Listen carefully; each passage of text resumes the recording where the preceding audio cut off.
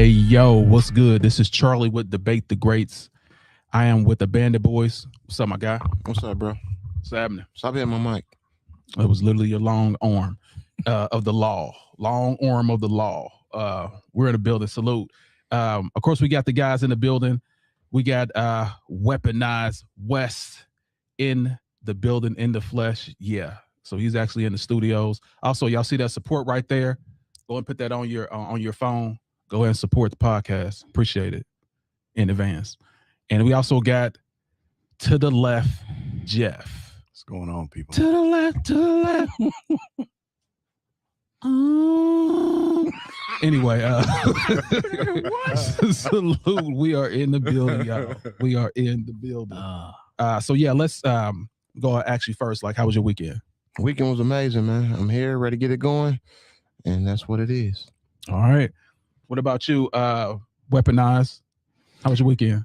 You know, life's still lifing, man, but sports world turned out for me. Can't wait to talk about it. So yeah, it was good. Gotcha. And to the left. Man, I cannot complain. I'm here. I'm healthy. Everything's good. Word.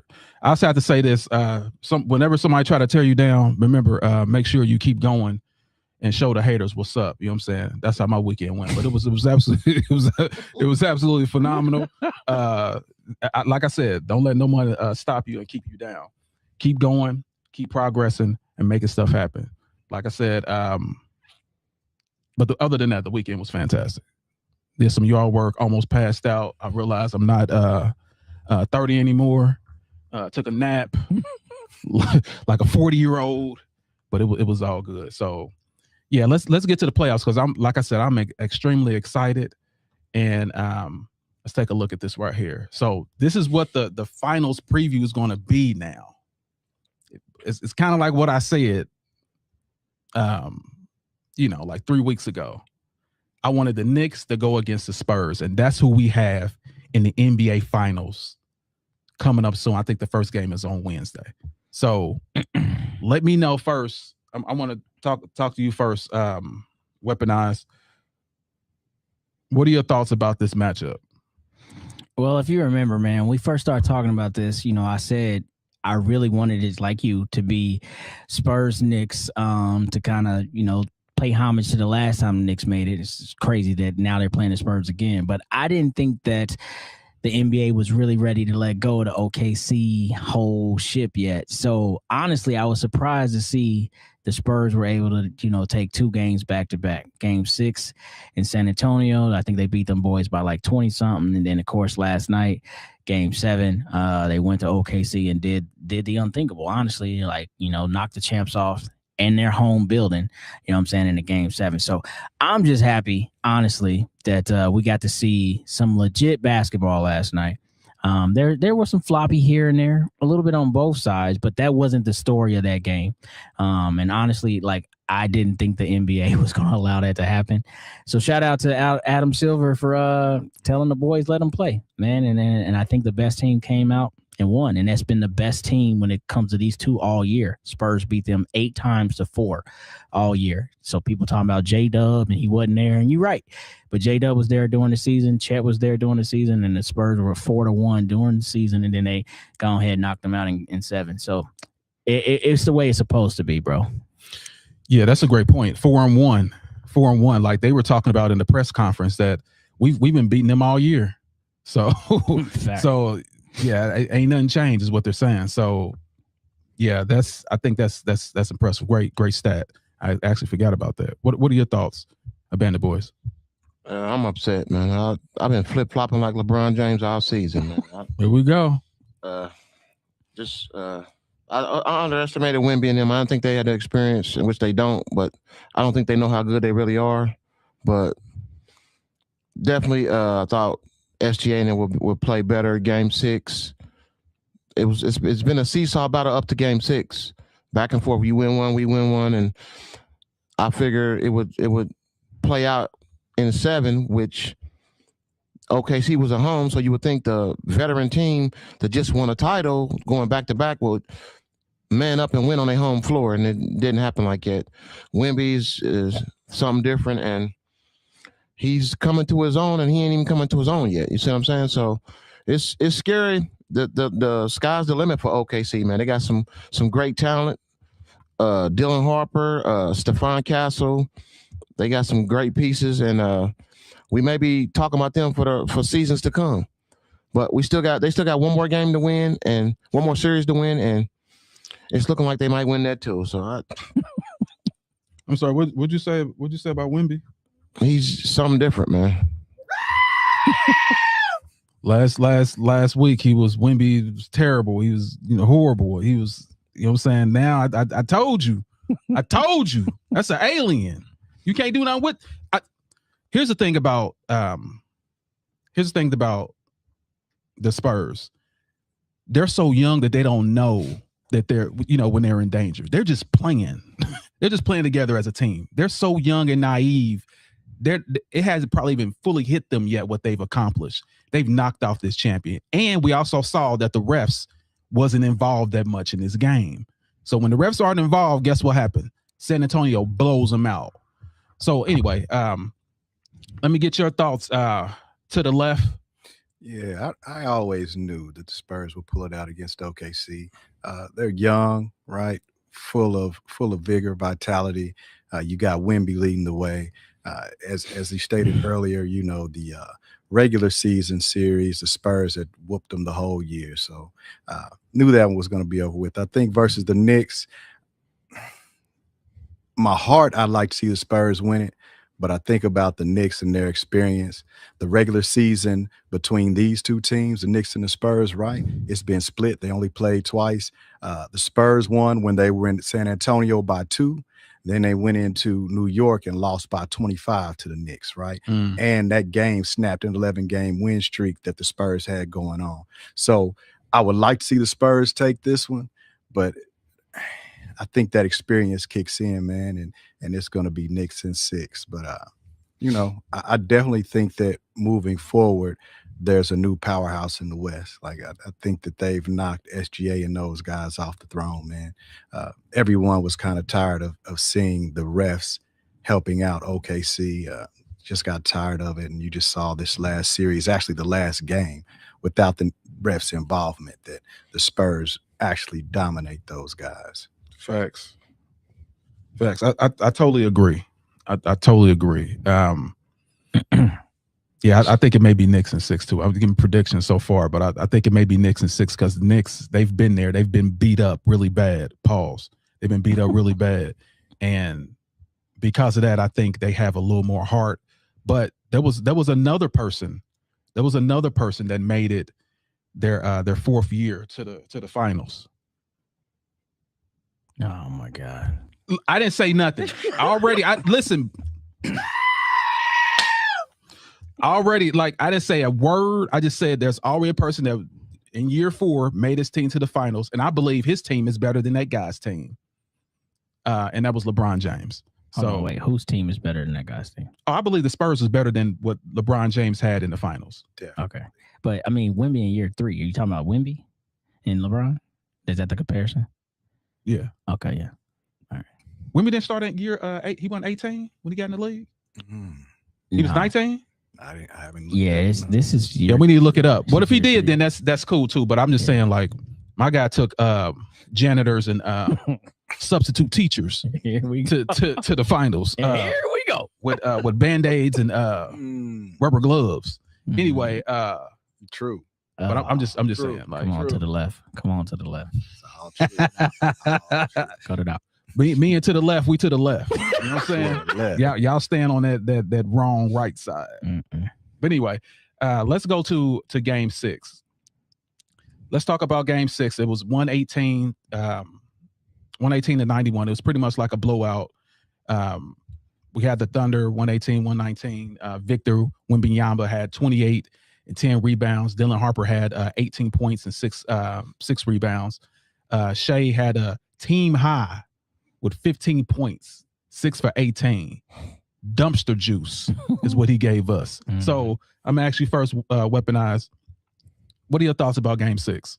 So see, this is my thing. Going back to the left point, your point, and a lot of people didn't want to make this about the refs. And again, when you're watching sports, you don't want them to be a part of the conversation. You want it to be about the players.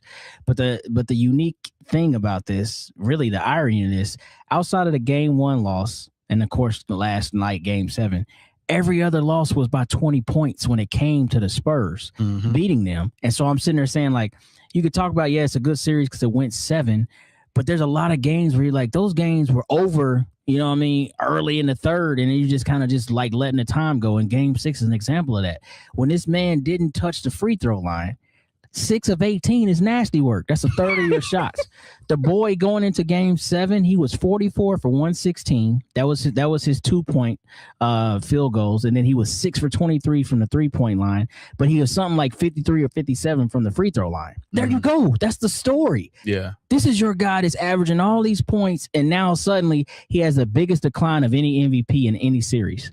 Like these are facts. He was averaging 30 for the season, and in this series, he's averaging 24 points a game, but he was averaging 11 free throws. Right. So I say all this, say, when you're in game 6 and you watching him needing the refs and he's not getting them, yeah, it's kind of like you're just watching a player that you know can score, and he's having an off night. So this wouldn't be nothing to talk about if he wasn't an MVP. And that's been my whole thing. No hate to the guy, but he's not the best player in the NBA. Period. He's just not. And these moments show. Every time they've gotten blown out, it was this game they got blown out, and I think it was game 4? Game 4 was another blowout. I'm like, bro, like it's so inconsistent. So these games aren't close all the way through the series. There's 2 blowouts. They beat the Spurs by like an average of 13, I think, and the Spurs beat them by 20. Like, come on, bro. Like, it's not the same. So yeah, man, that game to me was over before it started. And I didn't even get to watch. I was watching it through my friends. They were keeping me up because I was flying that day. But yeah, it wasn't even nothing to talk about, bro. For real, bro. Yeah, it was definitely a butt whooping. It was the hey, go pick the switch out, lay your butt across the bed and pull those pants down. It was an absolute butt whooping. Yeah, the grandpa whooping. Yeah. Go pick it. It's psychological. Go pick out your switch. What? I gotta pick out what you gonna hit me with.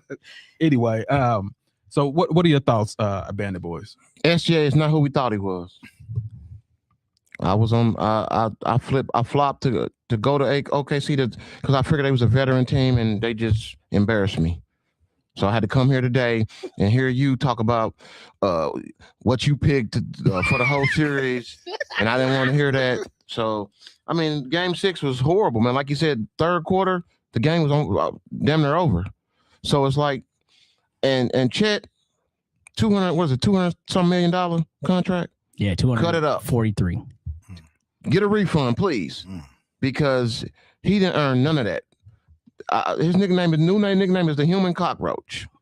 What? He just crawling everywhere and didn't do nothing, man. Like scared to death of Wemby.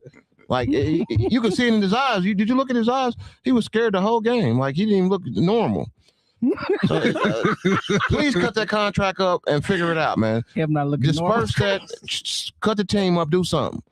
But yeah, Game 6 was terrible, and then turn around and get blown out in Game 7. Just I don't know what to say, man. I don't even want to be here. Well, it does. It's a little different when you predict something and it absolutely collapses. I 100% get that. Like you was so strong. You was so Wemby is weak. He's weak. I was like, dang, dude, like give him a chance. Like goodness. And then next thing you know, I might have woke him up. Yeah, he probably watched the podcast. Was like, oh, okay. You know that's what he did with SGA. Like he wanted to teach SGA a lesson. Like okay, SGA, gotcha. Okay, you gonna win MVP over me? I'm gonna show you who's the best player in the game. And listen, he sent him home. Please save me, New York. He sent him home. So please save me, New York. to the left. What are your thoughts, my guy? Hey man, this series was over before it began. I remember that first game. There was I believe it was a rebound that Wemby had gotten stripped from SGA, and he kind of looked back at him and yelled at him, just dominating, man. That was the entire series. I know, like you said, we were going back to back, right?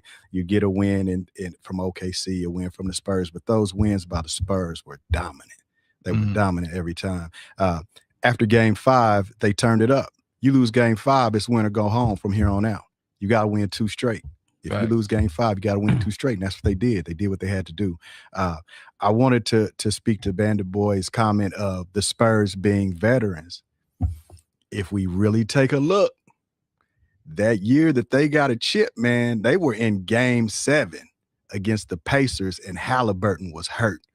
We could be viewing OKC in an entirely different light had Halliburton stayed in that game. Yep, you're right. So I feel like in the LeBron era, like everybody's always waiting to crown somebody. It was Harden. Then there was Kawhi, you know. Now they're looking at OKC. These guys haven't performed. They haven't proven themselves. The same thing with OKC. Like a lot of guys hold them to this high esteem and they haven't proven anything to me.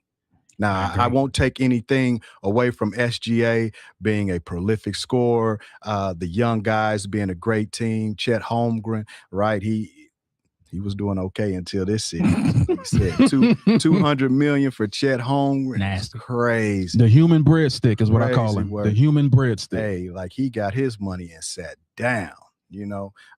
But yeah, that's just my thought on the series as a whole. Like it's over before it began to me. I knew the Spurs were taking the West. SGA, great player, good guy. It was kind of like in game 7 and game 6, watching Batman without his utility belt, you know, seeing SGA without the refs, you know what he didn't have his tools. So he couldn't get that win, bro.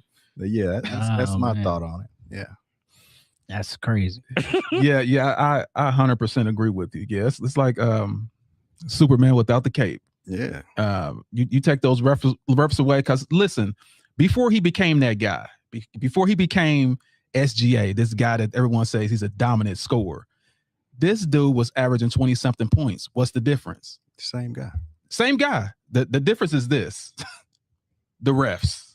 That's what changed everything. Once he figured out how to foul bait, that was it. Like it's no, he has like his skill set is still the same. Yep. He's mid-range, still good. Like he picks and pops. But if he doesn't get those calls, he's back to be a averaging 20 points a game guy. And with that, the team loses. OKC loses. But Wemby, he will not be any worse than he is right now. And that's what's scary. Yeah. He won't get worse. He's going to get better. So I am so excited about the NBA now. Like I am so excited. we have a new guy that's like saying, not only, okay, SGA, you got the crown. I'm going to take it off your dang on head and put it on mine. Look at me. I love that. When SGA was trying to get his MVP, like you actually seen Wemby with his head down, like looking up with his, like LeBron when he was, at game 7. Come on, man. Can I, every time I mention LeBron's name, somebody say something. I don't get it. Anyway, let me go back. He's looking at him like you cutting your wrist. Anyway, so he's looking at him like, oh, okay, you want MVP? You think you're the best player in the league? Let me show you. This dude's about to go on a run. This run's gonna be longer than your girl's stockings when she run against the building or something. It's gonna be crazy. Anyway, let's go to game 7, and of course we got some highlights, so I want to talk about that. Game 7 was absolutely crazy. So I just want to show this right quick. Excuse me, little breadstick. How you doing? Tell your mom I said hello. Hey, blinking in some Nikes. That's what I'm saying. Yes, sir. And look, him from the 3. Whop. And look at this. They said, I'm not lying about this though. I'm going to be 100%. They said when the bench said when he caught this block, but Cornette did this block right here, the bench yelled, LeBron. I'm not joking. That's what they said. They yelled LeBron. So anyway, I just want to make sure that's being known. But let's talk about game 7. Let me get this loop going. So we got a loop going up in here. So weaponized. Let's talk about game 7. What was your thoughts? I had to take my hair down, man, because it's time to really get into the pod now. So there's something that I think that the NBA has been missing for years, and we're gonna put a lot of weight on Wendy's shoulders to kind of bring that back. But the level of competition and desire to win for you, like he said, during the LeBron era, and I'm not just blaming LeBron, but during the LeBron era, had kind of like dissipated. Everybody cares about being homies. You hear stories, people showing up in the city the night before they go out and have dinner, then go play. Like, you can't take that serious. The thing that I missed, you know what I'm saying, back from our day of watching basketball, honestly, was you're supposed to hate the opposition while respecting competition. You're supposed to hate them, bro. And Wendy showed this whole series.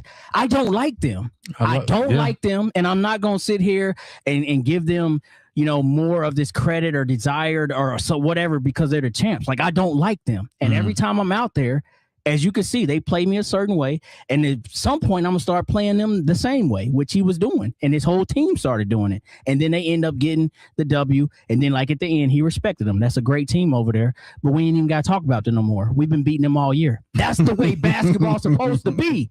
You're supposed to have competition in the level of, I respect you because we're playing the same game, but I don't like you. We're not supposed to be buddy. You know what I'm saying? We're not supposed to be like, oh yeah, that's the MVP. So nah, man, we all got the same, you know, goal, and the goal is to win. And I'm glad that he absolutely came out and played like that. Now his numbers might say something different because it's 22-7.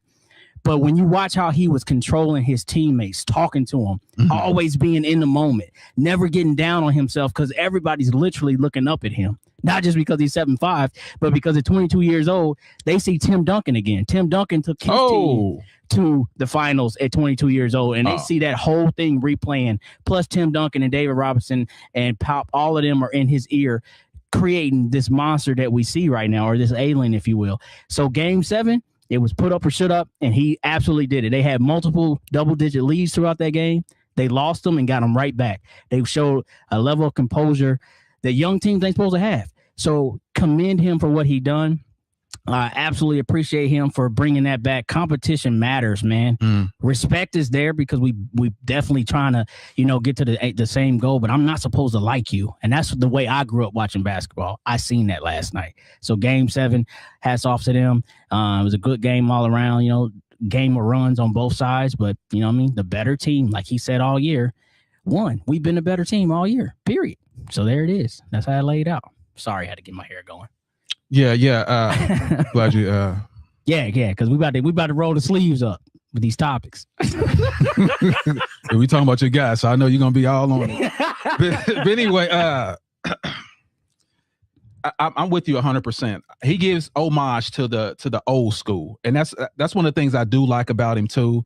I'm speaking of Wemby. Like he is an absolute monster. Like there's nothing you can do with him. And like I said, now he got that battery in his back. He's seeing what it feels like. That's why I said it's gonna be a problem. He's gonna be a problem, bro. What are your thoughts, Amanda boys? Game 7, 22 points, 7 rebounds, 2 assists, 1 steal, 1 block, and he got one up on SGA. He got the conference final MVP, Wemby. Man, I don't know, man. It's just OKC flopped on their home court. I just can't understand. You flop on your home court, defending champs. We haven't seen a repeat in X amount of years. We thought we was gonna get that. That's been erased again, so that's not happening. And they just didn't show. They didn't prove nothing in the Game 7 at home. That's important. You got the home court advantage. Game 7. This is what people dream of being in the NBA. You got Game 7 on your floor, and you could not pull it out. Diabolical, man. Pause. Diabolical. I couldn't. I wouldn't want to drive. I wouldn't even want to walk to the car, man. Like, that's embarrassing to lose, to be the defending champs, lose Game 6 and Game 7, and then Game 7's on your home floor, and you just flop. It's just horrible, man. It's just terrible, man. I don't want to see SGA ever again, man. I want him out the league, man. Do something, figure something out. I want him out the league, man. To the extreme, I rock the mic like a vandal. But Get on stage and rock the mic like a candle. Dance. Dang, you go to the extreme, bro. I'm telling you.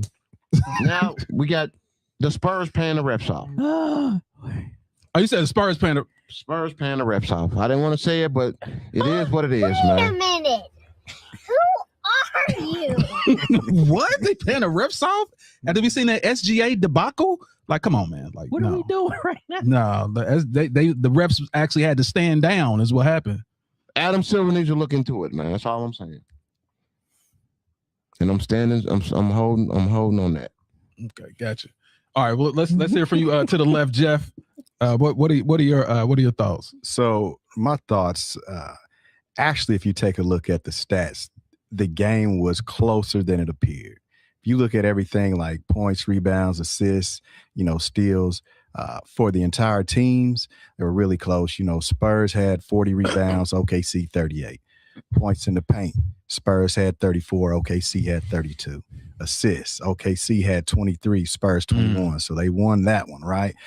Even in steals, it was a split, right? They both had 9 apiece, but the big difference was in fast break points. OKC only had 9, the Spurs had 10, right? So I think that was a big difference in the game, just those fast break points. And OKC is supposed to hang their hat on defense. That did not happen in Game 7. SGA did what he was supposed to do. He had 35 points, 9 assists, 3 steals, a block. He was out there, but the team let him down, man.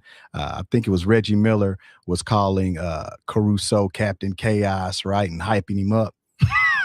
Last night, that man only had 12 points, right? Captain Kangaroo. He turned back into Caruso, right? And we've all talked about Holmgren, but nobody brought up the fact that man played 33 minutes and scored 4 points. Diabolical. 4 points last night. I could have got that. Hey, Right, Jeff? I'm just telling you, if y'all need 4 points in OKC and y'all giving out $200 million for it, sign me up. Sign me up. I could give it to you. You hear me? I can give it to you. I'm gunning. Yeah. The Spurs were the Spurs, right? They had some extra help from Champagne, if that's how you spell it. Champagne. Yeah. Right. He dropped 20. He's usually good for about anywhere from 8 to 12, but he dropped 20 last night. Everybody else was the same. Wemby with 22.7 boards. Castle and D Fox chipped in with 15, 16. Harper had 12. They were the Spurs, man. I think that what happened was OKC was basically SGA. He couldn't beat him by himself. He needed the team to step in and help him out. Nobody had his back. Yeah, I wholeheartedly believe that also. And great commentating on that. SGA, did the best that he could. But like I said, once you take that whistle away, he's human. That dude is human. He is no longer an MVP. He is a regular dude from the park in Parkwood, balling, hooping, Sutton Place. He's a regular hooper. That's all he is. You take those fouls away, he's just a regular guy. So, yeah, Wemby did exactly what I hoped he would do. And now, like I said, he got a taste of. He got that blood in his mouth now. Now, pause. He got that in his mouth now. So now he's like, hey, that was crazy. So he got that taste now like a shark. He's coming. Pause. Goodness gracious. I am not trying to do this on purpose, but listen, I'm calling before y'all say it. Whoa. But anyway, like I said, really proud of Wemby. Wemby, like I said, Shea had 35 points. Like he went out fighting. He actually did go out fighting, but too little, too late. And I'm so glad the NBA said, we are sick of your foolishness. Your run has ended. Now go sit down. Go take, it looked like he took the stuff that stopped the runs. What is it called? Lactate or what is it called? Like his run is over. So like he took it and now he got no more runs. Pepto-Bismol. There you go. The pink stuff all on your belly. So pause. Magnesium. That's what I'm saying. Like it's crazy out here. But yeah, his run is over, and thank God. We're tired of bad basketball. The Spurs and Knicks is going to be exciting. Like I said, this was my pick 3 weeks ago that I said would be an extremely great finals, and it's going to be that. So let's go to the next subject, and that is Jordan. Michael Jordan. We at the 30-minute mark, y'all. So this is where it's going to get crazy. So let me go ahead and play this so we can get this thing going. Sometimes I dream that he is me. Get to notice what I dream to be. So let me get this Michael Buffer going on. Michael Buffer. Ladies and gentlemen, let's get ready to rumble.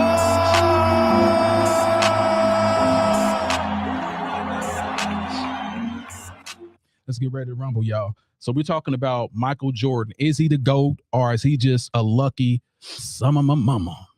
So let me hear from you. Weaponize the Michael Jordan fan club, inductee, winner, king. What are your thoughts about Michael Jeffrey Jordan? So everybody knows the stats, man. I'm sorry. Go ahead. Yeah, scream. Go ahead, get it off. Nah, but everybody know the stats, man. I'm not here to talk about stats, bro. And the GOAT conversation to me, honestly, has to really be about what other people feel. Now, we are all fans of the game, but we've never stepped on the court in the NBA. We've never been in that atmosphere. So we've only ever just watched. But when you listen to players talk about Michael Jordan, players now, not a bunch of guys that podcast or not a bunch of, analysts or announcers, but actual players, they tell you all you need to know about the GOAT conversation. When they talk about Michael Jordan, sure, they give him a bunch of crazy names that to me are blasphemous, Black Jesus and all this other stuff, the Anointed One, all this crazy stuff. But just when they talk about who he was, like, I've never seen somebody be feared or be thought to be feared on a basketball court. Literally, you playing basketball. Why do I fear you? But the fear is you're going to embarrass me. You're going to make me look bad in front of family, friends, and the entire world, and we can't do nothing about it. Like, Michael Jordan stepped on to the scene in the mid-'80s and changed how everything was perceived as great. We already had Bird. We already had Magic. We already had Kareem. We already had Wilt. We already had Big O, Jerry West. We already had all Elgin Baylor, all these great players. But none of them had that transcending, damn, I'm watching something different. Like what is happening right in front of my eyes? So you take that level of just awe, I guess, and then you take that level of the respect that every player that he stepped on the court with was like, nah, we ain't never seen nothing like this. Every player, every single one of them. And just watch how he went through what he had to go through. Took him 7 years to meet the top of the, mountain, if you will. But he got there. And then when he got there, the only time he wasn't showing up in the finals is if he took a retirement sabbatical because the game was too easy. Like, I'll be back. Like, literally, like, I'll be back. And literally came back and dominated again. 2 different waves of domination. Same decade, but 2 different waves. Like, bro, we'll never see nothing like that. Everybody talk about what we'll never see again with LeBron and this and that. I get that. But we've never seen somebody retire, hang it up, play baseball, come back and be like, yeah, I can still do this and I can still do it at the highest level. Let me break the record 72-10 and still win MVPs, still win, finals and finals MVPs. Like, we'll never see that again. The dominance speaks for itself, and how he's received is that nobody ever feared LeBron. I still stand on that. As good as he is, nobody ever feared him. People feared Michael Jordan. Boys couldn't sleep the night before they played Michael Jordan. And that's all you need to know. This ain't coming from a fan. This is coming from what players have said, and I think we don't give that enough credit. So we already know the stats, all the MVPs, all the scoring championships, all his entire trophy case. This ain't about that. It's about what the NBA felt and pause. What the NBA players said, I say, when playing against him and how they, perceived him then and now. And they still talk about the man. That's all you need to know for GOAT. They still talk about the man. He retired officially, 25 years ago now? 2001 his last, or no, when was it last? 2003, my bad. So yeah, 23 seasons ago he retired, and they still talk about him, bro. That's all you need to know, man. It's not about stats and numbers, bro, because that counts, but it's about how the league perceives you. LeBron crowned himself the GOAT. That's the difference. Yeah, I'm with you 100% of what you're saying about what he did, because those are facts. Those are facts what Michael Jordan did. You cannot debate that. There was something that they never saw before. That athleticism, that pure dominance, all that is 100% right. But the feeling thing is kind of like, Okay, you remember that chick body was banging. I'm just talking about, listen, you know her. She body was banging, everything. I mean, on paper, she looked great. Like you saw her, you walk with her, you were proud. She opened her mouth, everything was negative. Tore you down like she was just a horrible person. So I'm just saying, like, all feelings is something different. But you're right. Regarding feelings with Michael Jordan gave you that feeling back in that day. Yes, true. True that. Why does it gotta be back in the day? Why we gotta do that? Well, I don't feel that way at all. I'm talking about me personally. I don't feel that way at all. Like his dominance and what he did. Once I look at the stats, and I'm gonna talk about that. I'm gonna talk about everything that happened during that time. But I'm just commending you. What you're saying is right. Okay. What you're saying is right. Is he had that aura, that feeling.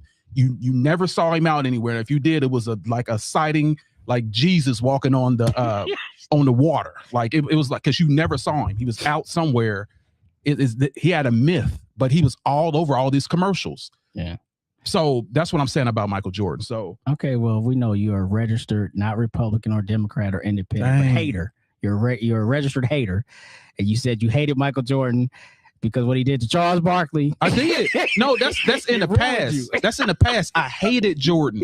My thing is, like, Jordan is number 2 in my book. I wouldn't have him anywhere else. If I didn't like him, I would have him like number 5 or 10. Like, I respect what he did at his time. Well, you know, Ricky Bobby said, if you're not first, you last. So that number 2 thing ain't really doing nothing for Michael Jordan. He's either the GOAT or he's not. You know what I'm saying? That's what we talk about. The GOAT. He's never not my GOAT. So let's hear from a band of boys. I want to hear from another Jordan extraordinaire, the captain of the Jordan Club. I got a Jordan tattoo on my back. Picture still up in my bedroom at 40 years old in a poster, the jersey untouched, autographed. Let me hear what you have to say, band of boys. I'm gonna piggyback off what Wes said, from what his peers said, not what he said. His peers, people that played against him, and what he's done for the league globally. LeBron can't touch. He's an icon forever. One of the greatest and the most feared. We're not talking about stats. Once again, the most feared player in basketball from his peers. He never said he was the GOAT. His peers called him the GOAT. So he didn't self-proclaim anything. And what he's done for basketball, as like being in a dunk contest. If you want to carry a league, you want to make the league better, right? Not bring it down. So how many times have people wanted your GOAT, or you say LeBron, to be in the dunk contest, but he does dunk contest dunks in warm-ups? What kind of leader and superstar? He's a superstar, but you got to do things to, make the league better. He didn't make the league better. He made his teams better, the teams that he built, not that he stayed and toughed it out. But like I said, Jordan, dunk contest winner. How many dunk contests have LeBron won? Oh, okay. I was just wondering. Crickets. Thank you. Dunk contest is not important. It's very important. It's very important. At all. It's very important. We know that, because had he played in it, you wouldn't have made that comment. If he'd have been in it, you wouldn't have never said that. It would have been the best dunk contest ever in your eyes. What's the best dunk contest ever? Jordan versus Dominique. You got to be outside of your mind when they robbed Dominique. So who do you think the best? What do you think the best dunk contest ever? The one LeBron wasn't in. I think it's Aaron Gordon. Exactly. Exactly. That's the best dunk contest ever. Yeah, but you still got to be in it. Okay, go ahead. I'm sorry. Let me go ahead and let you. Okay. Thank you. Your soapbox. Go ahead. Yeah. Globally, he's done more for the league. Internationally, he's well known. They love him. He's that dude. And I'm not even saying the GOAT. I'm so over the GOAT debate. The GOAT debate is a personal statement. If whoever you like, that's your GOAT. It's always going to be that. Just like Jordan said, LeBron's done a lot of things, and he just deserves kudos. But there is no GOAT. That's just a preference. So people can stop saying who's the greatest. There is no great. In certain people's eyes, he's going to be great or he's going to be great. What era you like, what era you don't like. But globally, Michael Jordan is the most feared player in the history of the NBA. Nobody's ever feared LeBron. And you've heard that from his peers. So I don't understand how you could be this great and nobody fears you at all. So I don't want to hear about this and that about LeBron, the GOAT. It's ludicrous. And all you LeBron fanboys need to be taken out and shot. Jesus Christ. Dude, this is absolutely Literally shot. the dumbest statement I've ever heard it's in not. this It's- life. You're talking about murder. Yeah, murder. We're talking about the Lion King murderer. Just like they burned jerseys in Cleveland. Yeah, murder. This dude is But Michael Jordan, the most feared player ever, the greatest to ever step on the court, and it is what it is. And the debate's never gonna stop. Whether he got 6 rings, this and that, it's not even about the rings. It's about being on the court and being with somebody that you want to lace him up with, and you know he's gonna take that last second shot and not a shot off the top of the backboard and brick. Cut it out. I don't want to hear no more about LeBron. Jordan. Shout out to Michael Jordan, and I'm glad you got him on the screen. He deserves it. okay. But here's the thing. YouTube don't ban us. The question was: is Michael Jordan the GOAT or is he lucky? It had nothing to do with LeBron. I love how shots come. We're not even talking about LeBron, and in this segment, I'm not going to even talk about LeBron. Thank you. I'm talking about Jordan. So there you go. All right. So what are your thoughts to the left? So just with the last few comments, I need a preamble before I even go in to the MJ is the GOAT or lucky. Need to have a preamble, right? Because these guys are saying, I don't care about stats. I'm gonna go off what people say. Your Honor, hearsay. Throw all that out the way. I'm only concerned with the facts and the stats. All right. And as far as no one fearing LeBron James, ask the Toronto Raptors, ask the Boston Celtics with KG, Paul Pierce, Rondo, ask Golden State why they ran and got Kevin Durant. If no one feels LeBron James, right? So the preamble's over with. Is MJ the GOAT or lucky? Can't take anything away from Jordan, right? Apex competitor, flat out workhorse. Picture of discipline. While he was in the league, he was a great scorer, good defender, but he was fortunate to be a part of a system. Jordan was part of a system, and I wouldn't say that it was luck, but he was definitely the beneficiary of a series of unfortunate events around the league. Now, you brothers are going to have to give me some time on this one, because when you look at this timeline, Cook them to the left. when you look at this timeline, 85, Jordan comes into the league. Larry Bird suffers a compressed nerve and a herniated disc, right? Which affected him the rest of his career, right? He still whooped MJ with the herniated disc.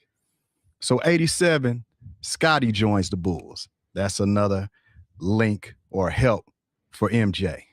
88, 89, the expansion.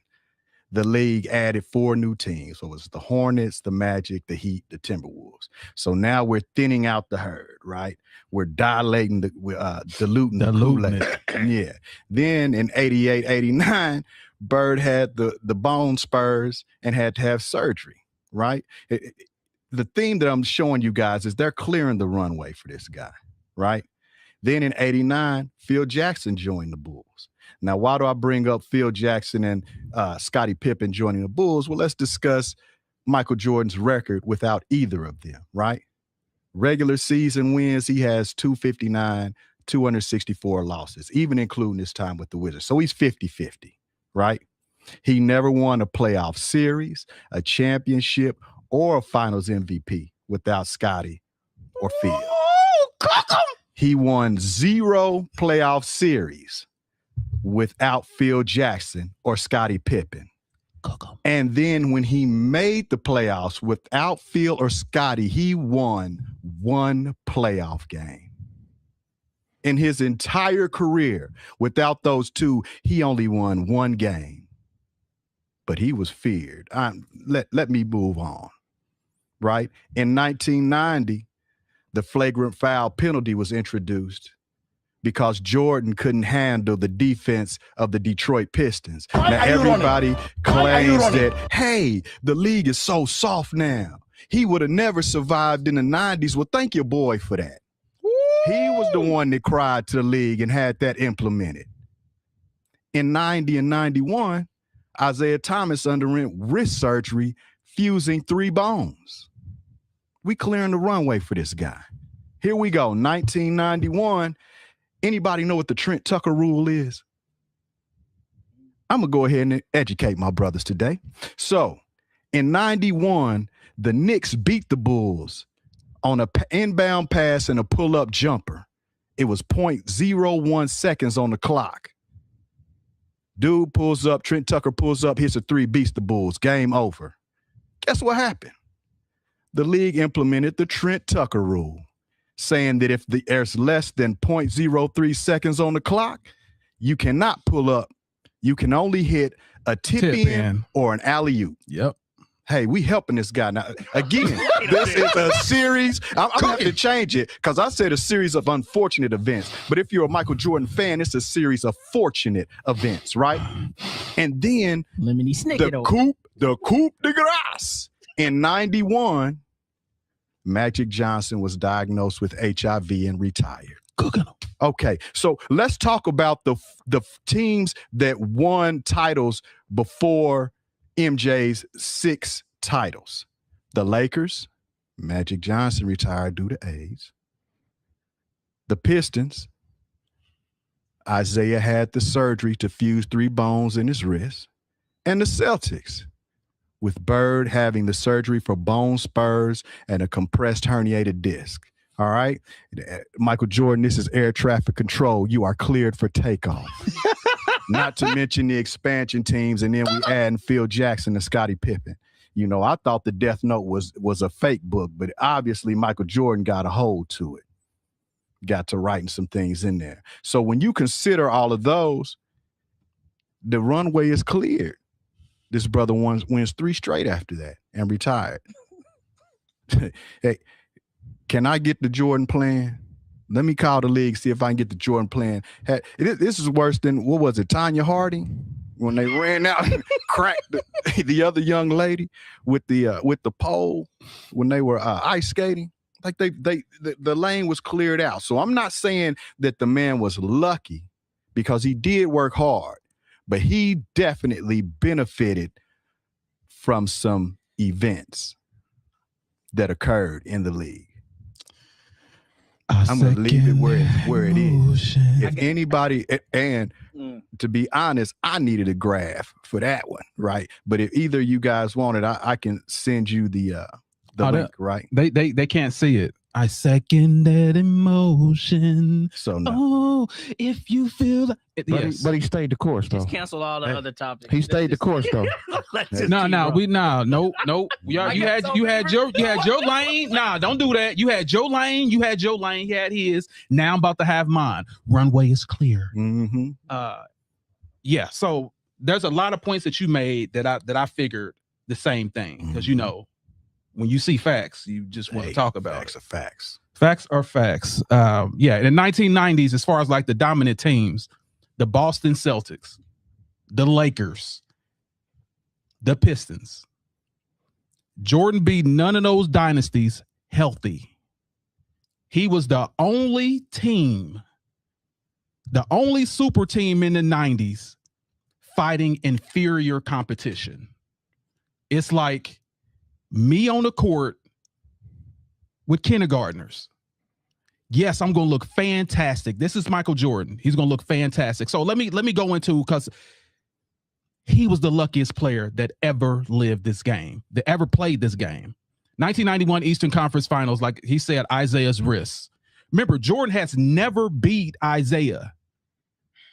When he beat him, the number one scorer, the 6'1", was injured. He had a career-ending injury. Like they said, this injury could end your career. It didn't, but he was never the same. That's how Jordan overcame. This is 1991. This is his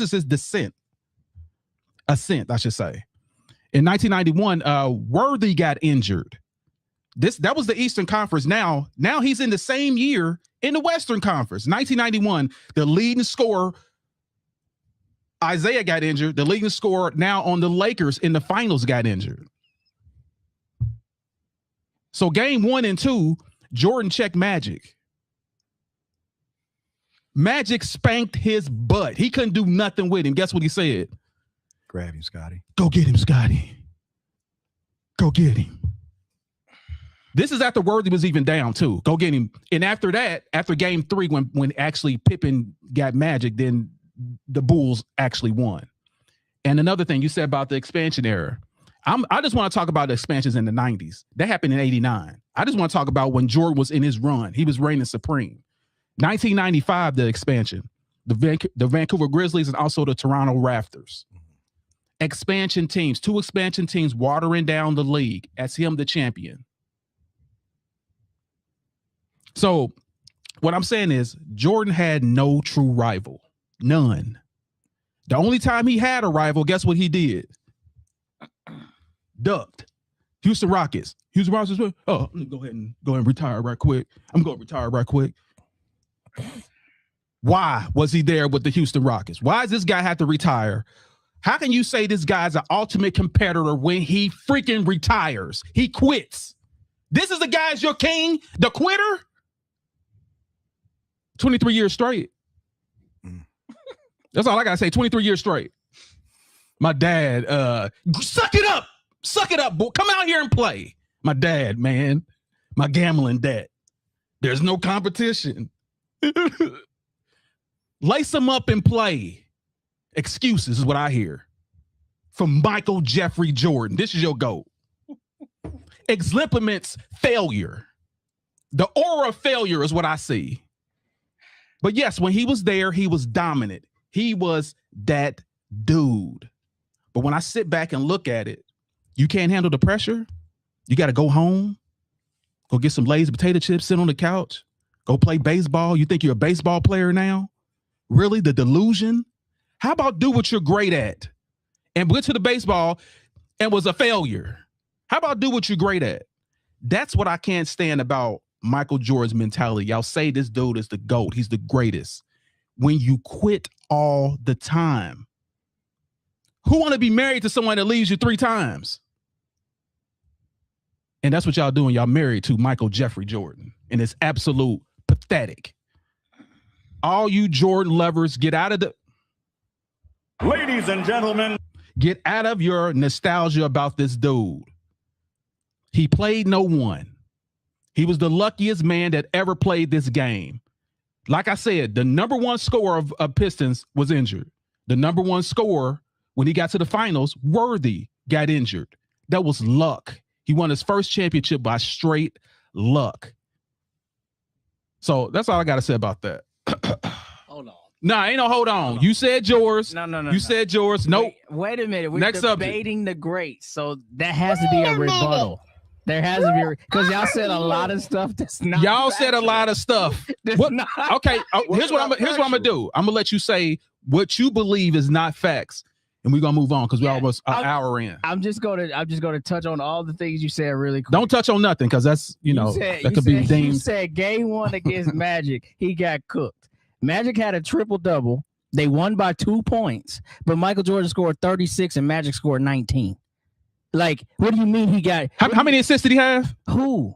Magic. Magic had 10. No, but hold on. No. Because see, this is the point you're forgetting. Michael Jordan has the most average assists in any final series with 11. He averaged 11 assists in that series. When did he do it again? No. No. You asked the question. You said that. When did he do it again? I'm going. Give me a time he did it again. If you're good, you can do it again. When did he do it again? When did he average 11 assists a game? Matter of fact, when did he average 7 in a game? You're not in a final series. When's the last time he averaged 7? This is what I'm saying. You said he got cooked and he had to ask Scotty. What was the next game about? What was the next game 2? Look at game 2. He averaged 11 for the series. No, bro. I'm saying look at game 2 what Magic had. Magic was cooking Jordan. Why do you think he told him to check him? Triple-double. I would consider that getting cooked. Yes. You do know Magic 6'8", right? Hold on. Hold on. But Jordan had 36, 12 assists, and 8 rebounds in that same game. Magic Johnson had 19 points, 10 rebounds, and 11 assists. Did they win? They won by 2. But you said Michael Jordan got cooked and needed Scotty to come guard him. But that's the only reason why I brought that stat up. This is so definitive to the MJ fan. out of all the information was given, that's what the hill you want to die on. I was going one by one, but I'm gonna do it quick because then y'all talking. He been talking about for months now this magic wrist of Isaiah Thomas. I'm so tired of hearing about this wrist. Isaiah Thomas for his career averaged 19 points for his career, and he averaged 16 points in that sweep. He just needed one more three. Why are y'all acting like he didn't play at all? He played and they got smacked. You talking about an average? 1991, his career average is 19 points. Dude, 4 games. That's his career. What is his playoff average? That's his career. Isaiah Thomas? Dude, look at his playoff average. You're looking at the wrong numbers. Look at his playoffs number. All his playoffs numbers go up when he's in the finals. He averaged 16. Bro, you're talking about his whole career, even when he got injured for those 4 or 5 years. Stop that. When did the injury happen? The injury happened in 1991. When? It's when he had the surgery to fuse the 3 bones in his wrist. Now, if you want to talk about injuries during a game, we could talk about when Isaiah was playing the Lakers and rolled his ankles, had to strap up, and then he dropped 25 in the third quarter. Still a record. Okay. For most points in the quarter. But what I'm saying is, like, these are the hills that you choose. No. I was going one by one. All right, That's so it. we got that. So you're saying that Isaiah's wrist doesn't matter and that he didn't because get y'all cooked act like by magic. y'all act like Isaiah was not a factor. Dude, the doctor said it was a career-ending injury. Like, stop that. Like, and then your numbers is wrong because you're looking at career even when he was injured. I'm talking about. You know how he hurt his wrist, right? How'd he hurt his wrist? Because he'll be able to back me up if you know the history. The summer before, he shot too much. He literally shot too much and broke his wrist. It wasn't no fall. It wasn't no magic. He shot too much and broke his wrist. Does that have an impact on the fact? If he's injured, he's injured. I don't care how it happened, dude. I'll take it even further. He had already still been a great player, and still made it to the Eastern Conference Finals. Now, why all of a sudden are we talking about the wrist? Well, it was a factor. Because that's when he had the surgery in 1991. It was so bad. And the herniated disc, he didn't herniate his disc playing basketball. He did that shoveling gravel to fix his mom's driveway. So what I'm saying is, an injury is an injury. What I'm saying is he was still winning until they played the Bulls in the Eastern Conference Finals. No, he was not. They made it to the Eastern Conference Finals. Dude, no, that's okay. That's cool. He made it to the Eastern Conference Finals, but he was not the same. You know it. I know it. Look at his numbers. Look at his numbers before 1991, and then look at his numbers before that. You can see the decline. He was a declining, bro. Just won the championship. It happened after the championship when he hurt his wrist. You know it, and I know that. He shot too much. Okay, so he shot too much. Regardless, he had surgery, and they still made it. And they said it doesn't make. Godly, still made it to. The he final. still was injured. Like that doesn't change. At the end of the day, he was still injured. Hey, look, check this out. He wasn't. So it only matters that he get. Listen, the injury only matters because he got swept by the Bulls. Had he I'm not saying Wes, check this out. Wes, injury. I'm just saying it's what happened. Wes, check this out. Wes, check this out. I'm black without my glasses.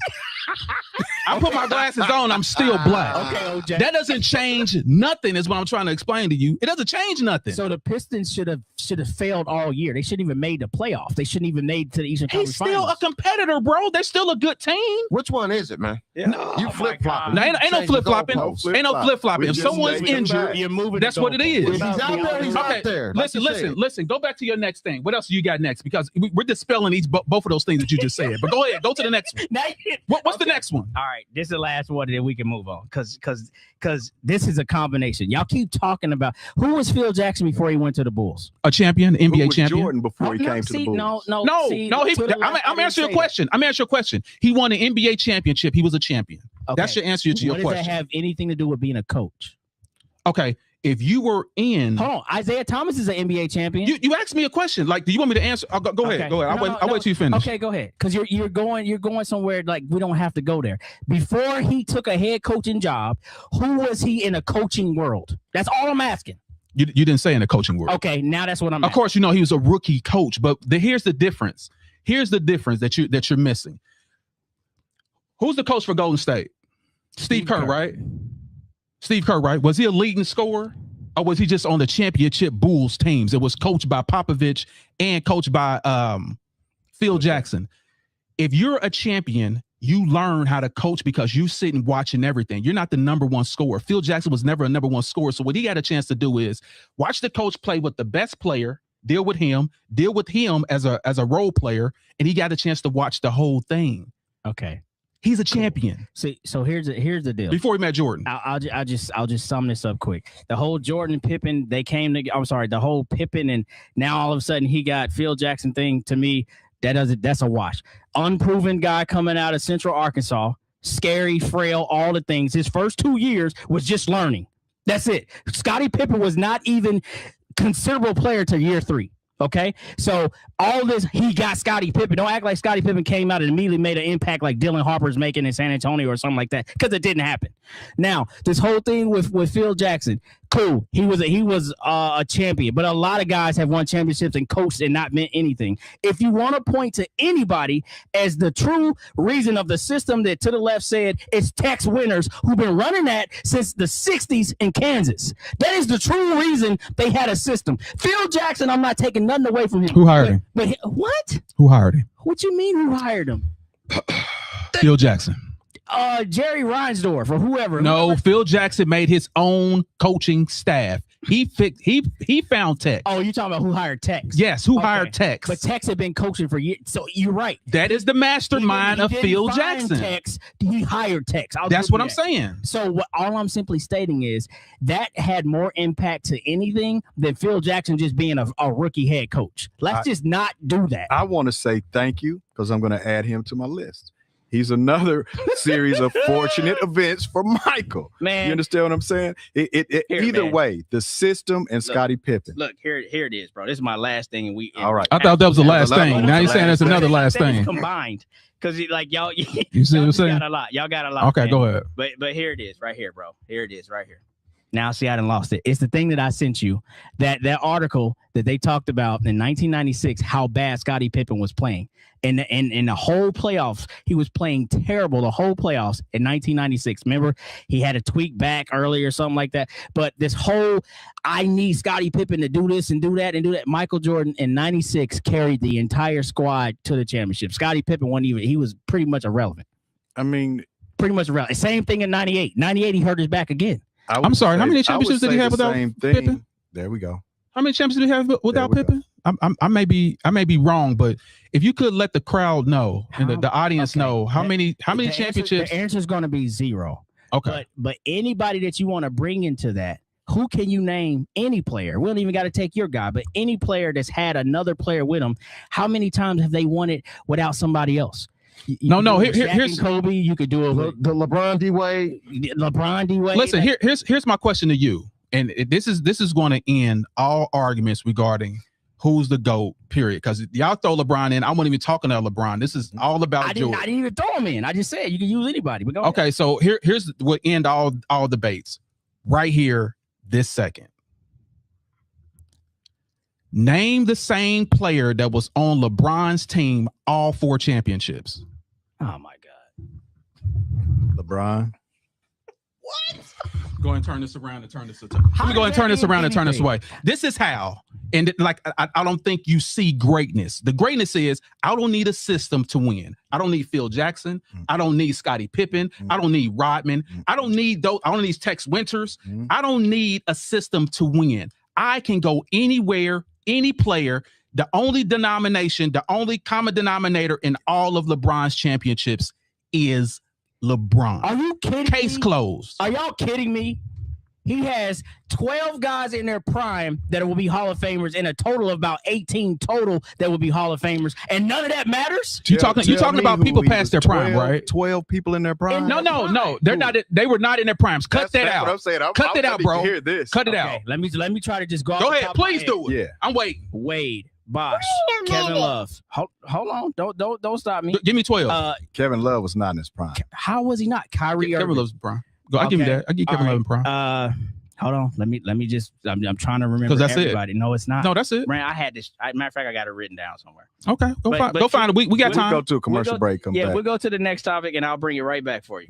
Okay. Well, speaking of that, we'll take a go rest unless you got something to say. Okay. We'll take a go rest and come back to this because that's absolutely crazy. You say you got 12. That is an absolute straight up lie. And I know that from the pits of hell. And I'm preaching from the pulpit. That's absolutely crazy. So let's go to the next topic, and we're gonna circle back to the Jordan, Gold, and LeBron because obviously they're not getting it. That LeBron didn't need anybody else to win the championship. It was only him. He's the only common denominator. I can take spoons and forks and win the championship. Anyway, so let's go to the next one. Kyrie Irving. This is Kelly Pavlik and Jermaine Taylor. Oh yeah, I'm this right fight. back up. But go ahead. No, we'll circle back. But yeah, this is the fight right here. And if anybody doesn't know, like this is for the unified middleweight championship. This was September 2007.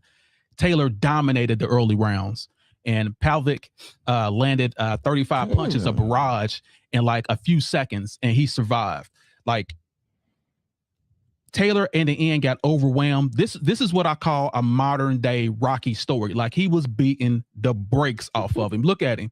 This is crazy. Like the crowd was like, yeah, the announcer's like, yeah, it's over.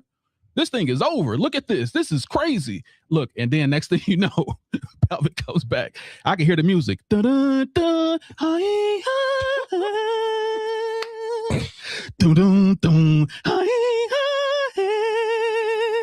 killing him.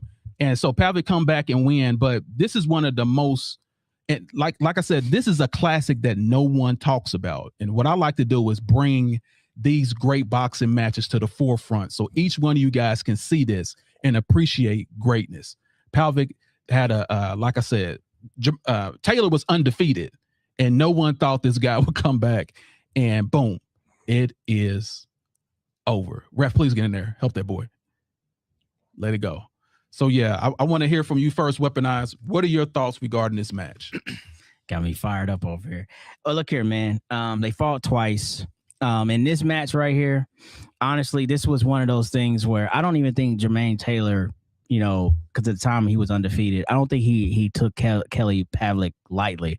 I just feel like a lot of boxing careers have that weird story. Like I couldn't get over the hump with this guy, and this became Jermaine Taylor's actually like that became the fight for him. It kind of looks like Roy Jones and Bernard Hopkins. Like they had fought when they were like kids, nobody really seen it. And then when it was time to fight for real, like Roy ran away from that. He didn't want that problem till way late in the career. And we know how that went.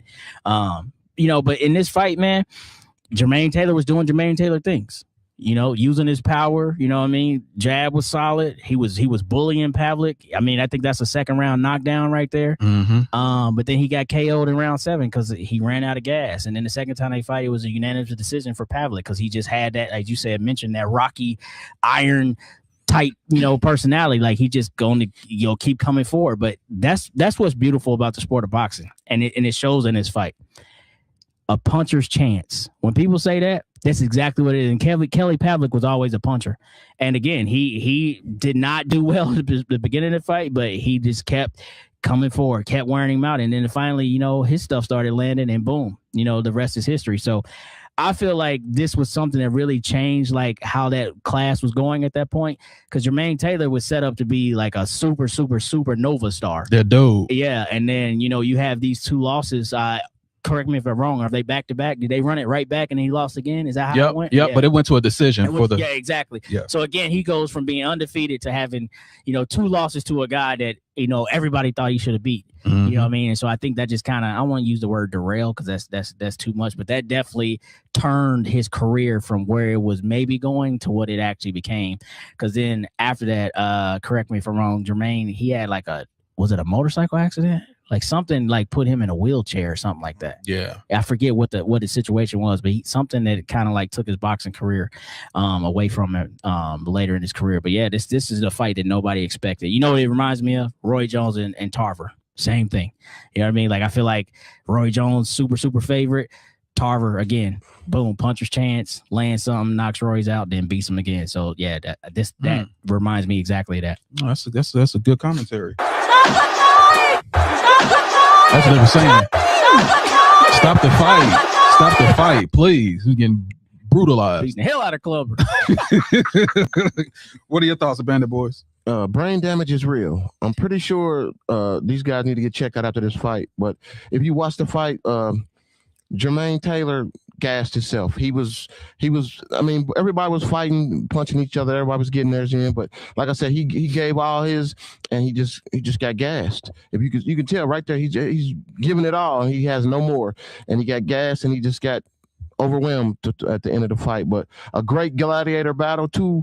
I mean, you would have never thought that this would have happened if you watched the beginning of the fight. You thought the fight was over after Pablo got knocked down a couple times, but a hell of a fight. And like I said, he just gassed out.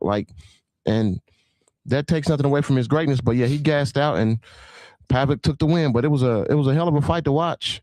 And yeah, like the way they was punching each other, some brains were shaking in this fight. Trust me. Big fact. But it was a hell of a fight, man. I really enjoyed watching it. But yeah, he just gassed out. Ooh. Look at that. Ooh, goodness. That's insane. Goodness. I mean, right behind the That's other what I'm punch. saying. It looked like the fight was about to be over real soon. But It's double up like this. you got to give Pavlik his credit. He weathered the storm.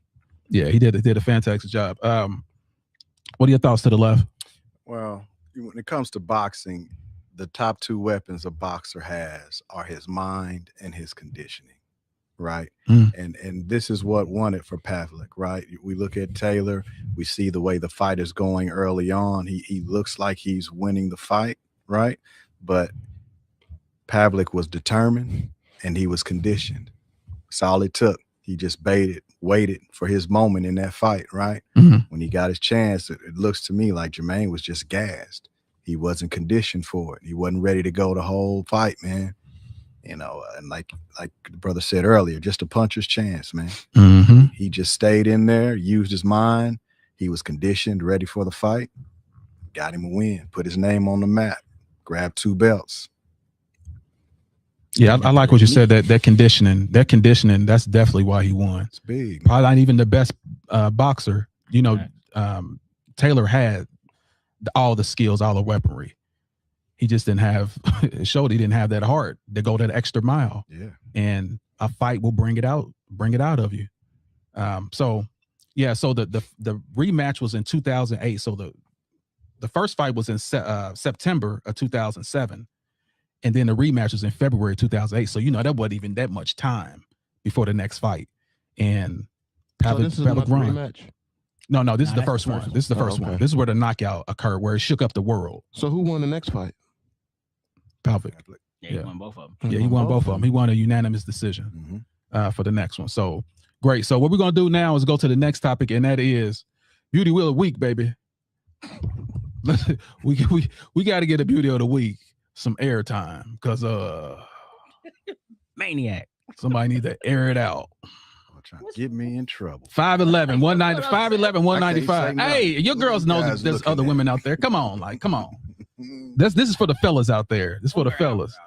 One more time. Running back, I wasn't looking. Sicko hour out. He said sicko out. 5'11", 195. Tall drink of water. And I'm thirsty. Water. Quench your thirst. Did I There you say go. that? That's for the fellas out there. And also we got to throw in our promo. So, you know, make sure y'all listen up to all those people out there that love us, that like our content. Down at the bottom, you'll see subscribe to The Greats Pro on YouTube. This is where we can see your comments for now. And also, we got merch in the building. Y'all, I don't know if y'all see that. We got merch, baby. Debate the Greats. This is what you will get. This is what you will get once you join and subscribe with us. That's our paid inner circle. You'll get one for free, discounts on all type of other stuff. You'll even get a chance to even come here live with us. So yeah, make sure y'all tap in. Man, it's only $10. You spend that on some hot dogs. So you can be a part of Debate the Greats inner circle with just that cost. And like I said, you get a free t-shirt. Debate the Greats, baby. We're in the building. Salute. Hey, yo, salute, everybody. So also here, you can also support the stream. As y'all can see, go to Debate the Greats. This is how we can see your comment on YouTube. Go ahead and subscribe, like and subscribe. And also, if you want to give, like you like what you're seeing, you want to contribute to the podcast, like this all goes to a podcast and lights and all type of other stuff. So go ahead and just subscribe. Even if you don't want to join the inner circle, you can actually still support the stream. So we got that ready for you right now. So let's go ahead and go back and talk about what Weaponized has, because what I want to do is let this guy has his whole thing. He says I always cut him off. I don't let him say his. I don't let him get off his shots. So I just want him to have his room to do what he wants to do, to operate. So go ahead, Weaponize. No one's going to disturb you. I'm a point guard to score and don't talk about my wrist. But anyway, here we go, man. So it's 7. I'm gonna give you 7 in their prime, and it's like 14, 15 total. All right, 7 in their prime. Anthony Davis, Kyrie Irving, Kevin Love, Dwayne Wade, Chris Bosh, Luka Doncic, and I'm gonna also say Rajon Rondo, because he was still playing at a high level at that time. That's 7 in their prime. No, not Rondo. Rondo was not in his prime. Cut that out, bro. In their prime. No. I gave you everything. Rondo was not. Come on, bro. Like, he was at the tail end of his career. The same argument with people when Dirk beat them, when they doing Dirk beat them. Dirk was in year 13, and people say Dirk was still in his prime. He was in year 13. But they're two different people. Yes, that's two different players. That's a big man. Rondo was never a volume scorer. Rondo was a true point guard. His whole career, he was still playing at a high level. All right. Stop. Hold on. Stop before you even do this, because this is what you said. Don't make me rewind the tape. What I say? There's 15 that LeBron had in their prime. You cannot give me. I said 12. 12. And then I said, I'm gonna say 7 in their prime when they No, start. you said 15. You said 12 first. Now don't do that. Like, okay. Bro. So let's continue. See, I let you get off, and you're wrong. I said, I said 12 initially. Then I said, I'm gonna give you 7. Did you say 12? I said 12, but I just called it back. Now I'm gonna give you the. Now you gotta call it back. Now I'm gonna give you the rest of them. We already know who the rest of them are. Shaq. We know who the old dudes were. To be discussing whether MJ was the GOAT or Lucky, and look at where we landed. That's what I'm saying. We're talking about stuff that doesn't even, because he said who is the only player, using his guy, that was there consistently when he won all his championships. That's what he said. Yeah. There's no who was guy it? that was there. Who was there? Who was the common denominator? My point was this. This is my point. Who's the common denominator? Answer the question. You brought it up. Who's the common denominator in all? The common denominator. Who? LeBron. Okay, that's all I said. That's not the point that was being made. The point that was being made is, name me the guy that's won all by himself and everybody else is nobody. I never said he won by himself, bro. I said the common denominator. So you can't talk about Mike only had Scottie Pippen and never won nothing without him, but then say LeBron went everywhere else and still won with great guys. Well, here's the difference. He still won with great dudes. This is what we're saying about. I love how y'all Mike, just make it. Right? Is that it's 12 players. Now it ain't. The only way he has ever won is in that system with those guys. Whose fault is that, big dog? I'm not saying it's anybody's. It's Jordan's fault because he couldn't win without him. Okay, it is a fact. Okay, though. so I don't need no system. Fair. Yep. So flip the calendar. Mike takes a sabbatical. Scotty got the same system and the same team, the same coach. Only thing is missing is Mike. And they lost. They only won what? 2 games less. 2 games less, and they made it to the. Hold on. No. You said something. He only won 2 games less, and they made it to the Eastern Conference Finals. No. See, that's where you're wrong. Because like you said earlier, you're only looking at that season total. They lost 16 less games because it takes you 16 games to win a finals, and he didn't win a finals. That's what you're missing right there. So you that's can only win. Man, yeah. Wait. Yes, it is. Check this out. Let me say this statement. Oh my God! You can only win the games you play. Right, you can't make up 16 games that I didn't play and count them as losses. Dude, they didn't lose 16. Okay, listen. Let me say something about that. Lost 2 games. Let me say something about that. When LeBron James leaves a team, they become a lottery team. When Jordan leaves, this team make it to the Eastern Conference Finals. That is another difference between LeBron James and Michael Jordan. The team collapses. Every time LeBron goes to a new team, they go to the finals within 2 years. You know why it collapses? How come I can't finish what I'm saying? Like you're talking over me. I let you talk. I let you do your thing. You jumped in with me. Okay, go ahead. Okay, so what I'm saying is Eastern Conference Finals. Every team that LeBron James go to within 2 years, they win a championship. Even the Lakers, even when he went back to Cleveland, even when he went back to Miami. Oh, now it's when they go back. Okay.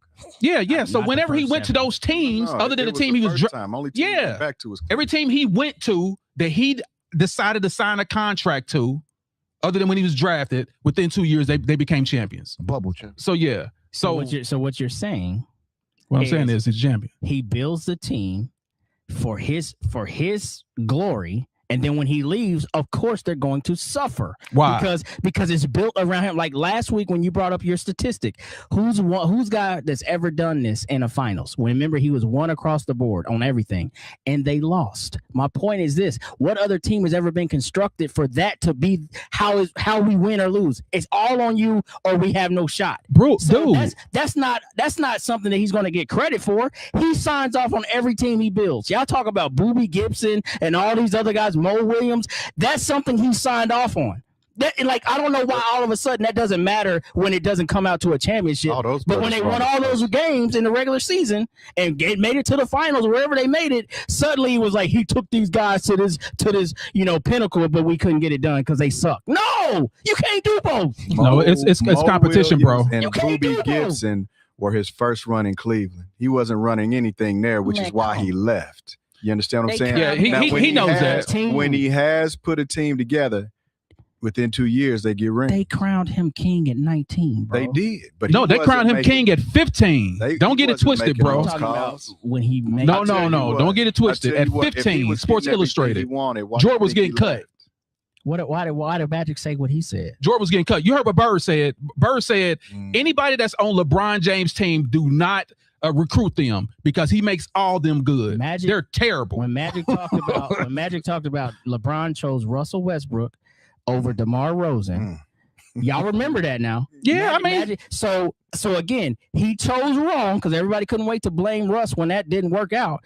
So he chose wrong, and it's like, oh well, the team wasn't good enough. This is something he signed off on. To your point.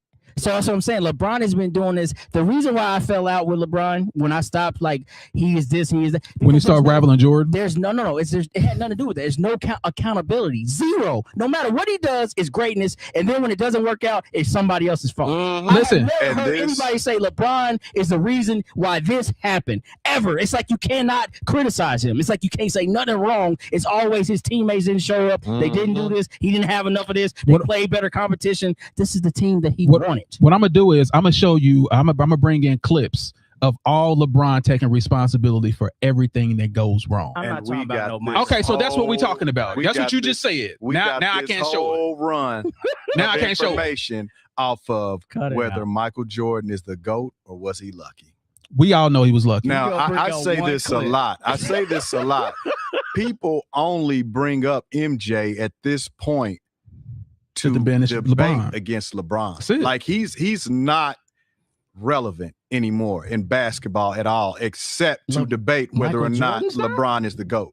Michael Jordan's not relevant. No, you just proved it, brother. All we asked is MJ the GOAT or was he lucky? And we got on a 5-10 minute rant about LeBron. No, I'm sorry, it's a half an hour. About LeBron. How does it have nothing to do with it? We're talking to an MJ fan on whether MJ is the GOAT or lucky, and we end up stuck on LeBron. Because LeBron is just something we just discussed. I refuted Magic Johnson. I didn't see LeBron on the topic. I refuted LeBron went on the topic. I refuted Magic Johnson. I refuted the Detroit Pistons thing y'all talked about.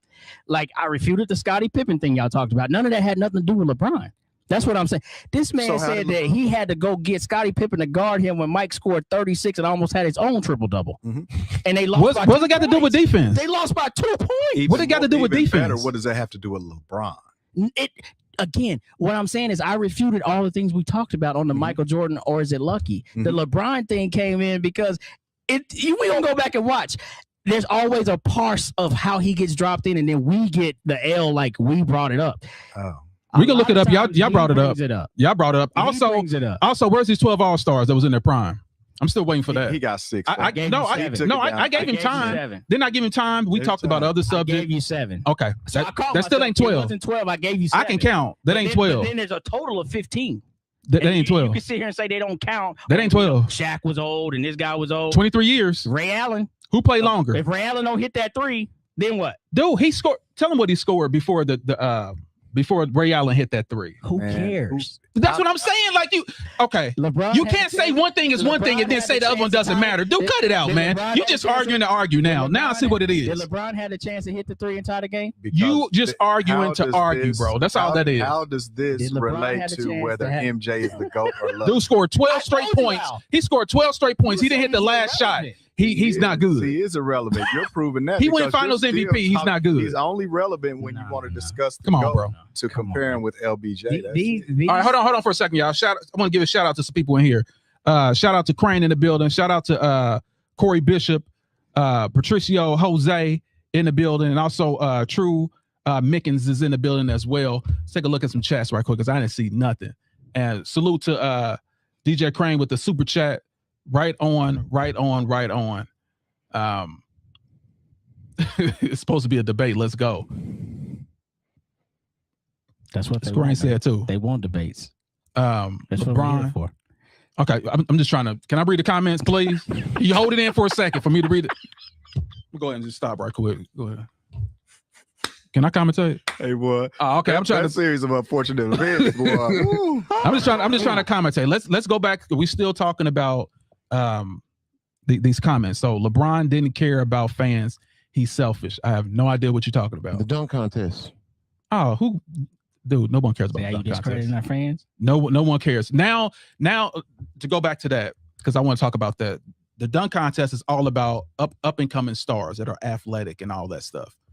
It's not as big as a spectacle event anymore. Like it's not that. Like I said, the best one was, and it wasn't even Michael Jordan and Dominique. It was the other guy, Gordon, and that other guy. I mean, that's an opinion.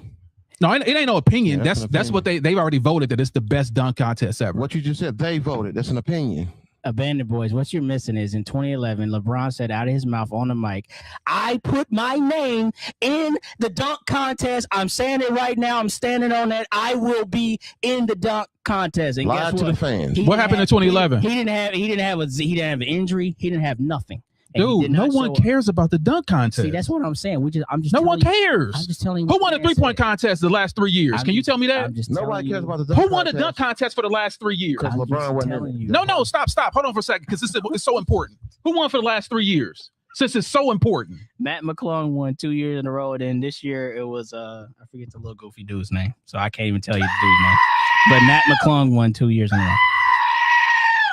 Just like I said, that's not even. it's not important. I just see. Who's Matt McClung? but What's you- Matt but you McClung see- doing right hold now? on, but He's not okay, in the NBA. to the left, should Jeff. be. To the left, Jeff. You see what I just said? Yeah, This he is- should. this He is definitely should be in the accountability that NBA. I'm I know talking y'all. about. Y'all The tripping. man said something, and I brought it up, and then he said, "Who cares?" Exactly. That's what I'm saying. That's all. No, I'm I'm saying about the I dunk think- contest, not I about think what you're that saying. You have to put it in context, though, right?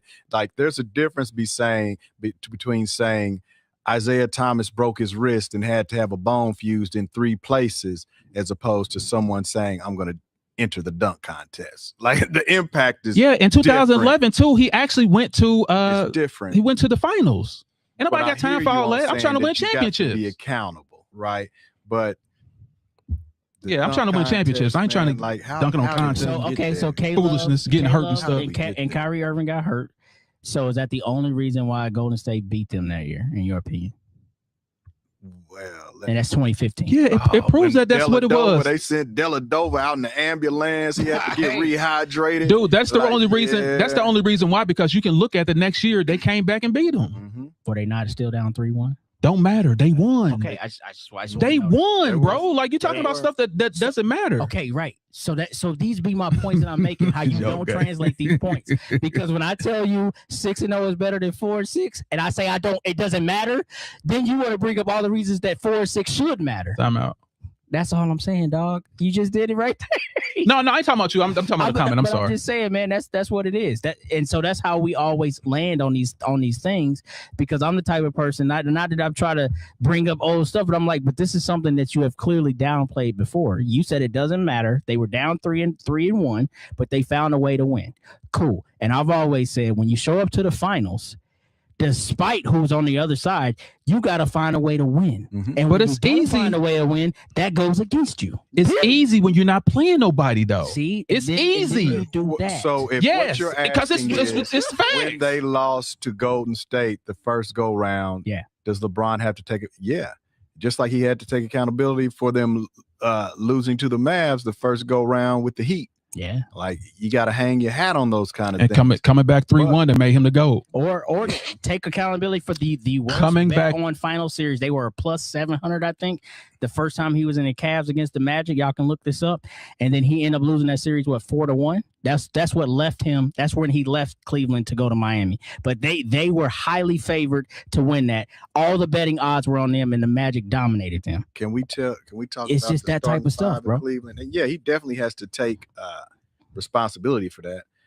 I'd have to look at that though. Yeah, I gotta look it up too. But he's talking about stuff that beat don't the Magic. Look it up. some of stuff. with that team. And then again, I think it's like the point of what Bird was saying. Hey, they kind of fell victim to that. Meaning you looked at the Cavs and thought they were really that good. Because being honest, Everyone knows. though. cast that he brought with him to play against the Magic. Okay, let me You know, end come on now. this thing right here. The Michael Jordan Bulls had the record for the best regular season record ever. Mhm. 70. The wins. Yep. That team beat that record. That Golden State 16 team beat that record, 73-9. which means statistically they should be the greatest team that was ever assembled.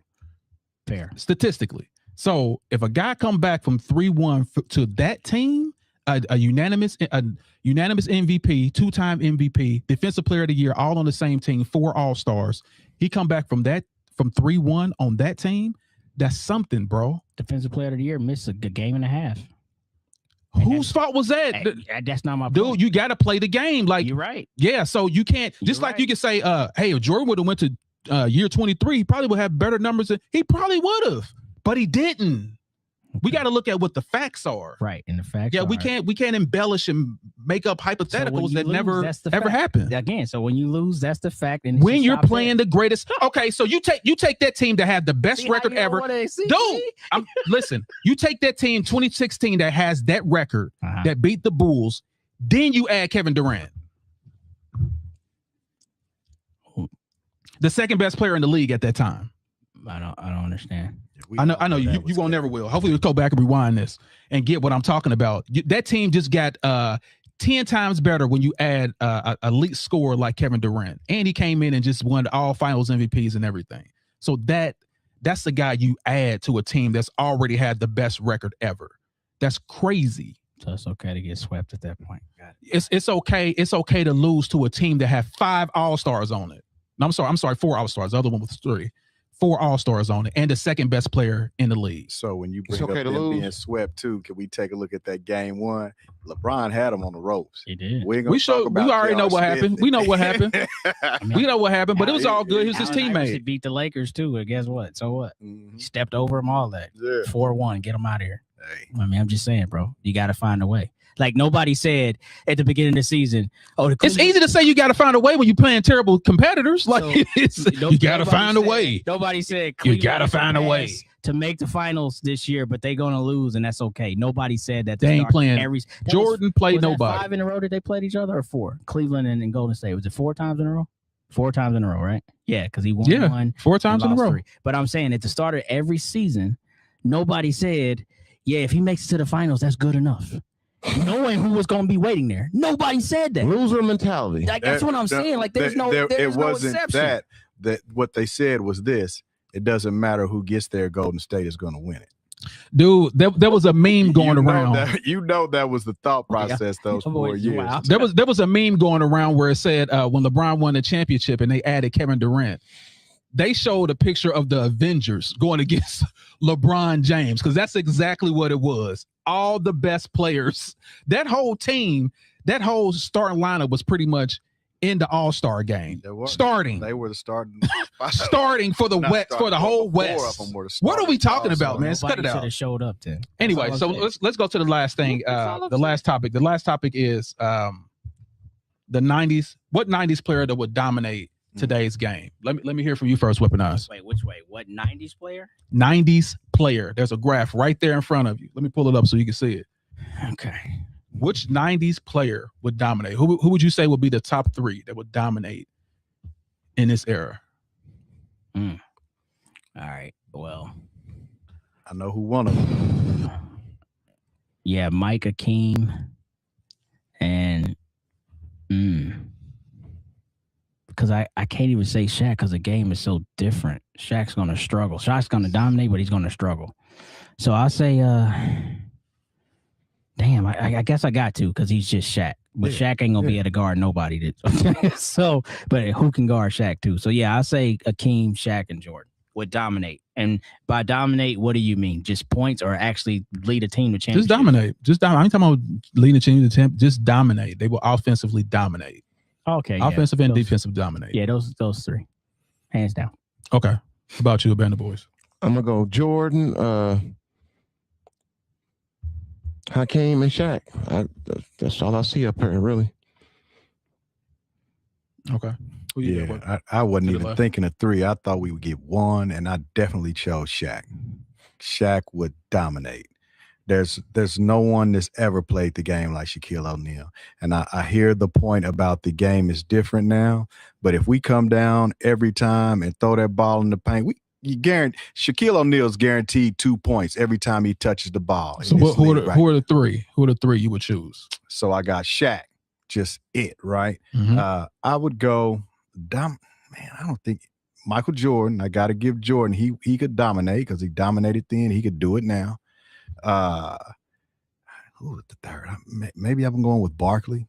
Barkley was a tough guy too. I mean, he could score. He could play defense. He had that mean streak. Him and Shaq fought, so he wasn't scared of nothing. So yeah, I'm going with Shaq, Jordan, and Barkley.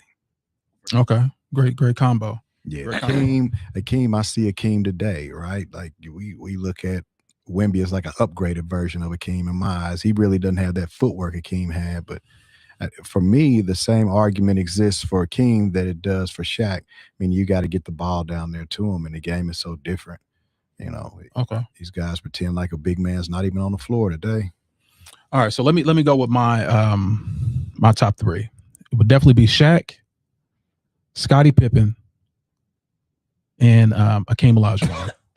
I believe those 3 would dominate today's game. Scottie Pippen is an all-around player. Jordan had very deficiencies in his game, and he wasn't good with his own defense. Karl Malone, all he was a bruiser, and they would have put him on his back. I don't think he would have been as what he was. Like I said, Shaq would dominate. Pippen, best all-around player, and of course Olajuwon. I don't think anyone can stop that guy. So those are my 3. So what would Mike average in your opinion? I'm sorry, what? What would Mike average? I'm not talking about Mike. I'm done talking about Mike. So this whole thing is not about Mike. We already talked about it. You can't put their hand in it. Yeah, so we're not talking about Mike. I'm talking about what his record is regarding zone, and it wasn't good. They play zone today. So that's my opinion. You gave yours. So there you go. So we can talk about Mike all dang on day. I ain't think about that dude. Anyway, so we're in the building. Salute. I was gonna leave with final remarks, but we are literally 10 minutes past what we usually do. So I'm gonna go ahead and say go ahead and let everyone know, number 1, that if you want to subscribe, make sure you guys come to the Greats Pro on YouTube. Come there. Go ahead and put your like. Go ahead and subscribe there. You want to be in our inner circle, get a free t-shirt, come in here, debate with us, have your comments will be read first, then you join the inner circle. But if you just want to just come in and just say, hey, I just want to be a part of everything. I just want to come in and show my support. You guys can literally click that link right there and go ahead and donate. Because the only thing it does is go directly to the channel. We're going to keep giving y'all more heat. We're going to keep on debating.